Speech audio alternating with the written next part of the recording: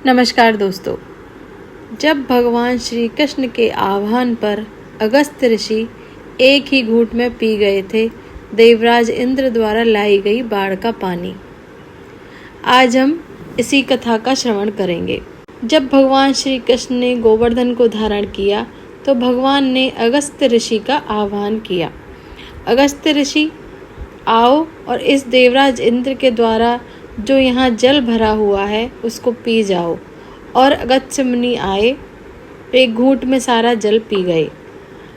अगस्त्य मुनि एक ऐसे ऋषि हैं जिनके पास समुद्र को भी एक घूंट बनाकर पीने की शक्ति है।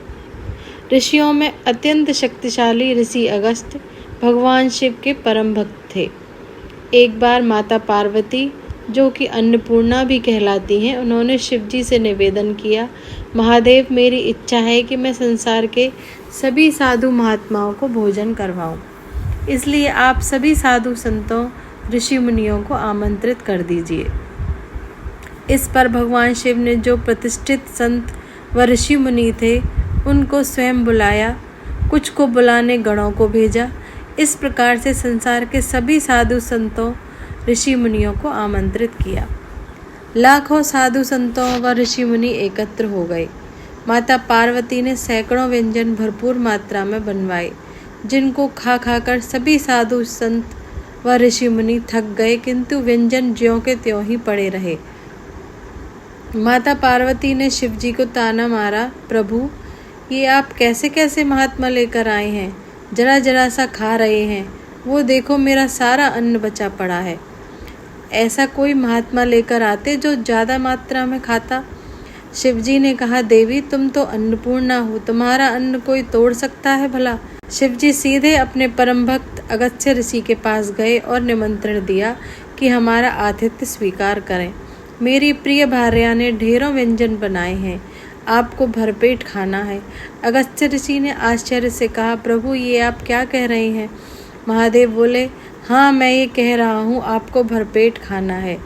तो ठीक है, चलो। माता पार्वती ने और भी ज़्यादा व्यंजन बनाए। माता पार्वती भी सोचने लगी कि ये कैसा ब्राह्मण ले आए, सारे व्यंजन अकेले ही खा गए हैं, ये कैसे महात्मा है। लेकिन माता पार्वती ने हार नहीं मानी, फिर से रसोई लगवाई, दोबारा सब कुछ बनवाया, दोबारा खाली कर दिया। तीसरी बार बनाया तो तीसरी बार भी पूरी रसोई खाली कर दी और उनका पेट ही नहीं भरने में आया। अब माता पार्वती को अपनी भूल का एहसास हुआ और शिवजी से एकांत में जाकर क्षमा मांगी, प्रभु, मेरी लाज बचाओ। अगर इस साधु का पेट आज नहीं भरा तो सारे संसार में मेरी जग हंसाई हो जाएगी कि वो कैसी अन्नपूर्णा है जो एक साधु का पेट नहीं भर सकी। शिवजी ने कहा, बात मेरी सीमा से बाहर हो गई है, अब तो लाज नारायण ही बचा सकते हैं। देवी, आप नारायण का स्मरण करो, मैं उनके पास जाता हूँ।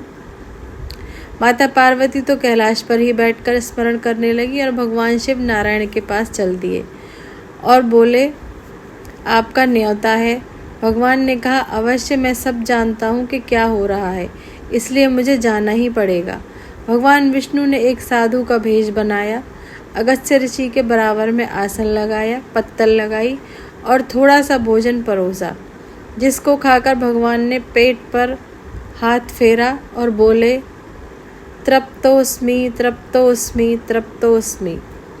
मैं तृप्त हो गया, मैं तृप्त हो गया, मैं तृप्त हो गया।